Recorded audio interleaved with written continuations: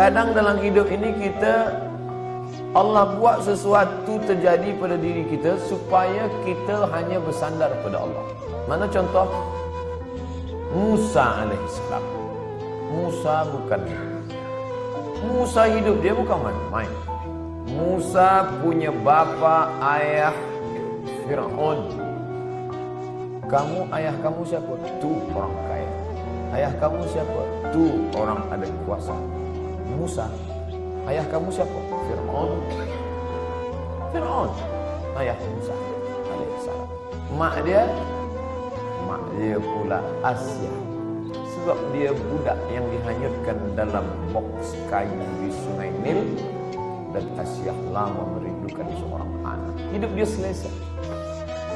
Hidup dalam istana, tak pernah susah. Ayah Raja Fir'aun, bunda pula perempuan yang baik. Tapi Allah ingin supaya dia jangan bergantung kepada manusia. Macam mana cara Allah nak keluarkan Musa daripada istana Fir'aun? Maka Allah buat suatu cerita. Ada dua orang yang sedang bertikai, berkonflik antara bangsa Mesir dengan bangsa Israel, berkelahi. Pada masa itu datang Musa nak melerai dia. Janganlah kamu berkelahi, janganlah kamu bertinju. Maka masa itu orang ni degil, tak nak berhenti. Musa pun terlanjur pukul mati. Jadi Allah buat fawakazahu Musa pun meninju dia dan orang ni mati. Musa pun takut, dia pun melarikan diri, bersandar sebatang pokok kayu. Masa Nabi Muhammad SAW Isra Mi'raj, Nabi tengok ada pokok kayu hijau. Nabi tanya Jibril, ya, itu pokok kayu hijau apa? Disitulah dulu Musa bersandar, manakala dia tak ada tempat. Ayah hilang, mak tak ada, istana dah tinggal, manusia tak ada yang dikenal. Kadang dalam hidup ini Allah buat kita hilang pegangan. Supaya apa? Supaya kita hanya bergantung kepada tadi Allah harga. Makanya jangan suuzon. Puan sekarang bergantung pada suami, tak lama selepas itu mati. Kenapa laki aku yang mati? Kenapa tak laki dia? Aku sembahyang, aku baca Quran, aku baca Yasin, aku ikut tazkirah. Husnuzon pada Allah. Ana husnuzonnya abdi bi. Aku memenuhi prasangka Allah. Mungkin Allah ingin supaya kita hanya bergantung kepada Allah semata. La haula wala quwwata. Makanya perempuan yang tabah dia tak nangis. Laki-laki awak tak nangis. Kenapa tak nangis? Lama dah tu. Sebab laki itu tak elok, jahat, tak banyak. Oleh sebab itu maka kita husnuzon kepada Allah. Anak ada, bini ada, unta ada, kebun ada, berpegang kepada makhluk.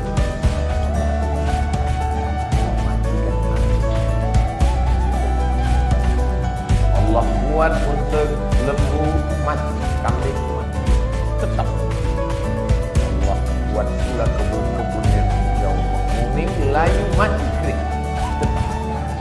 Tinggal seorang saja yang tempat dia bersama. Dan disebut dalam doa orang meninggal, Allahumma arham bainahuma kama rahimta baina Ayyub wa ya Allah, buatlah mereka berdua berkasih sayang sebagaimana berkasih sayangnya Ayyub dan Rahman. Harta tak ada, anak mati, kambing mati, tanaman kering, tetap cinta kepada Ayyub. Sampai masa dia bawah jatuh serendah-rendahnya dari kaya raya, hilang semuanya, datang penyakit kulit berulat dan namun meminta kepada Allah, maju dia. Ayub tak ada minta kepada Allah, ya Allah, waktu esok banyak ini, kenapa anak mati, tanaman mati, kering, onta mati, datang pula penyakit kulit. Salah aku apa? akhirnya rahmah tak tahan. Apa kata istri Ayub? Berdoalah pada Allah Ayub, mengajulah pada Allah. Apa kata Ayub? Rabbi anni massani yadur wa anta arhamur rahimin. Rabbi ya Allah, anni sesungguhnya aku massani yadur, terkena penyakit, wa anta arhamur rahimin, engkau maha sayang di hati. Tak ada dia mengaji, dia tak ada minta, dia hanya bercakap saja, ya Allah aku kena penyakit. Tak ada dia minta, ya Allah sehatkan aku, tak. Dia hanya berkata, aku kena penyakit dan engkau maha sayang di antara yang sayang.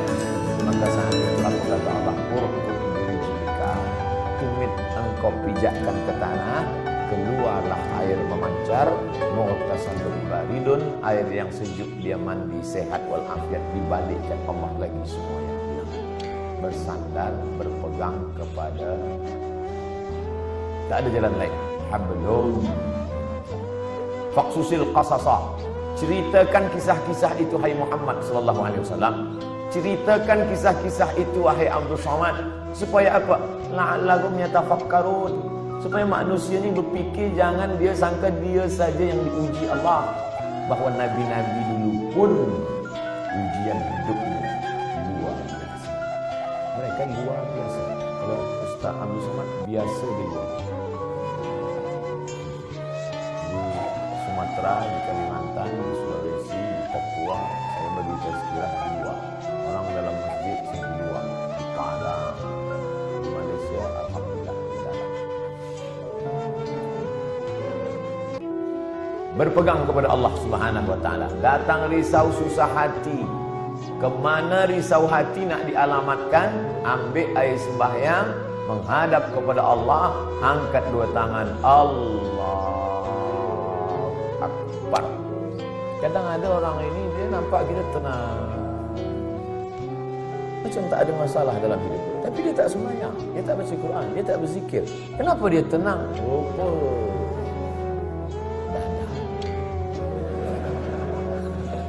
Patutlah tenang. Nak gila dah. Tidak ada jalan lain. Sebenarnya orang yang minum khamar tu yang nak dia cari apa? Ketenangan. Orang yang pakai dadah tu sebenarnya yang nak dia cari apa? Ketenangan. Orang yang makan itu ini sebenarnya ketenangan. Maka ketenangan semua ini palsu. Ketenangan ini tidak ada yang betul. Saya sampai office pukul 3. Biasa office cepat hari itu saya sampai. Ada seorang kaki tangan, Ustaz Somad cepat sampai. Ya, ada yang saya nak tanya pada Ustaz. Sebenarnya lama saya dah nak tanya, cuma malu di majlis. Ini kita tak ada orang lain saya nak tanya. Apa? Saya kalau dengar lagu dangdut tenang hati. Kata saya ini tak betul. Ketenangan yang betul adalah tenang masa berzikir, tenang masa berselawat. Kadang kita ni jaga pagi tidur, sempit rasa hidup, tak tahu entah apa yang menyusahkan hati, maka lapangkan. Orang lain dia kata, bila anda nak tenang, pejamkan mata, tarik nafas, tarik, tahan. Kita tak diajarkan macam tu. Kita diajarkan hadapi hidup ini, serahkan pada Allah Subhanahu wa taala, berzikirlah. Apa zikir? Kata ustaz ini banyak-banyak berselawat. Bila engkau susah hati, banyak-banyak berselawat. Allahumma shalli ala sayyidina Muhammad wa ala ali Muhammad. Allahumma shalli ala sayyidina Muhammad wa ala ali Muhammad. Allahumma shalli ala sayyidina Muhammad. Kata ustaz ini pula, banyak-banyak berzikir. Afdhalul zikri fa'lam annalillah. Kata ustaz ini pula, yang paling elok itu tasbih. Subhanallah. Jadi awak amalkan yang mana? Itulah ustaz. Sampai hari ini satu pun saya tak amalkan. Habib ini cakap banyak selawat, ustaz ni cakap banyak zikir tahlil. Ustaz pilihlah. La ilaha illallah 1000 elok, selawat 1000 elok, istighfar 1000 elok. Malulah mana-mana nak bawa tasbih. Tak usah pergi tasbih.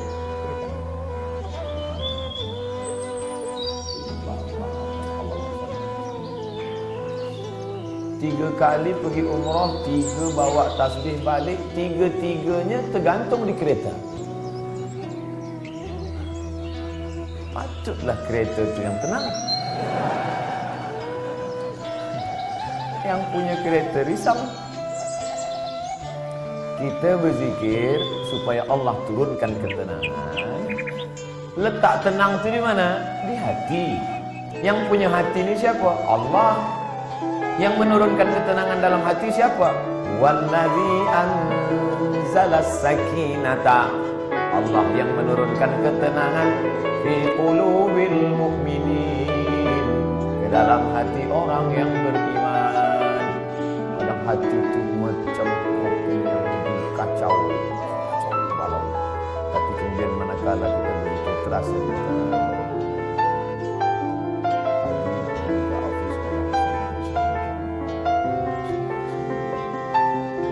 baca dapat dari rumah, makin jam makin banyak. Kalau kita marah, mengamuk, apakah jam itu berjalan? Tidak. Mengamuk macam apa ni?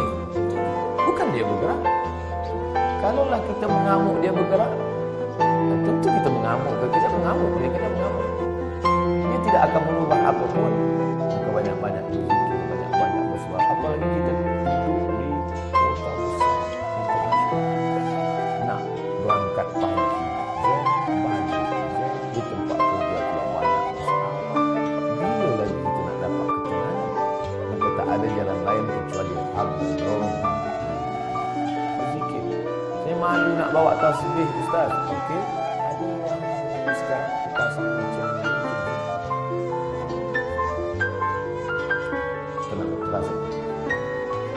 Dapat 100. Dapat 1000, ambil gambar.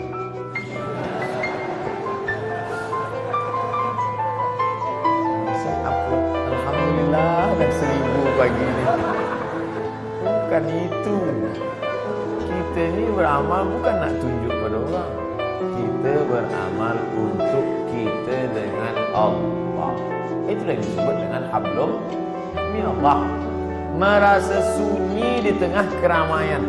Ini ramai, banyak orang, tapi kita merasa sunyi sebab kita berdua sahaja.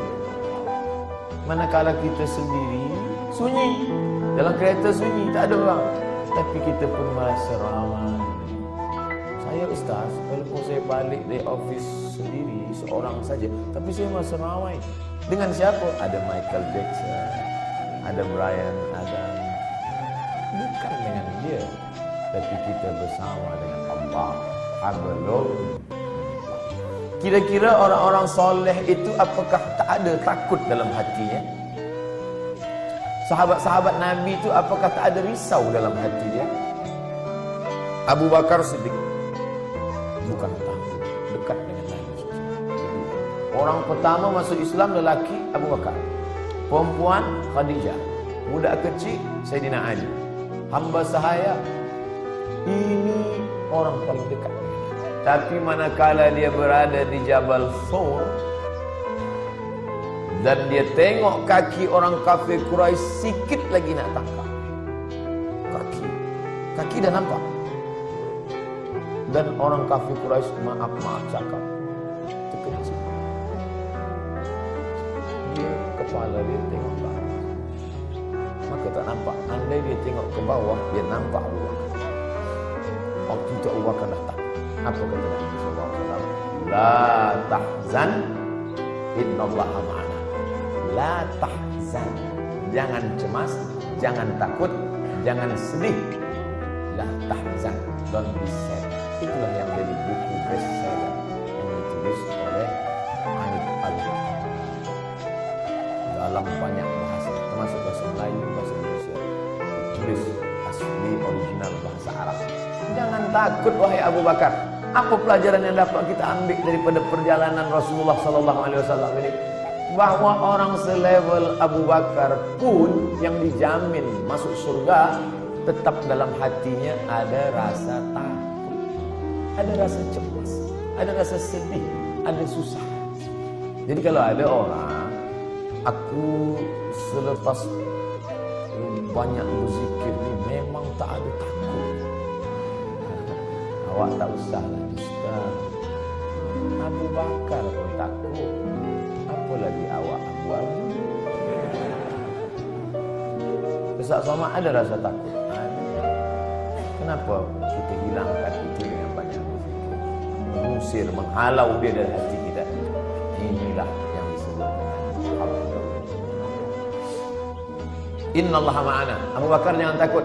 Idhuma fil ghari, huma, mereka berdua, idhuma fil ghari, ketika mereka berdua berada di dalam gua, idh yaqulu li sahibihi, ketika ia berkata kepada sahabatnya, la tahzan, jangan takut, jangan khawatir, jangan cemas, jangan ngeri. Innallaha ma'ana, Allah bersama dengan kita. Itu juga yang terjadi pada Musa. Ketika Fir'aun mengejar dari belakang, di hadapan mereka laut merah. Maju ke hadapan, mati tenggelam laut merah. Balik ke belakang, akan ditangkap oleh Fir'aun beserta bala tenteranya. Kemana nak pergi? Apa kata orang Bani Israel? Inna lamudrakun. Musa, sekali kita Musa. Tengok ke belakang. Tengok belakang Musa. Itu Fir'aun dah nak tangkap kita. Di hadapan kita pula laut merah. Inna lamudrakun. Kita akan ditangkap. Apa kata Musa? Kalla. Inna ma'iyya Rabbi, bersamaku ada. Beza jawaban Musa dengan Muhammad SAW. Coba kita tengok. Kalau Muhammad SAW, Innallaha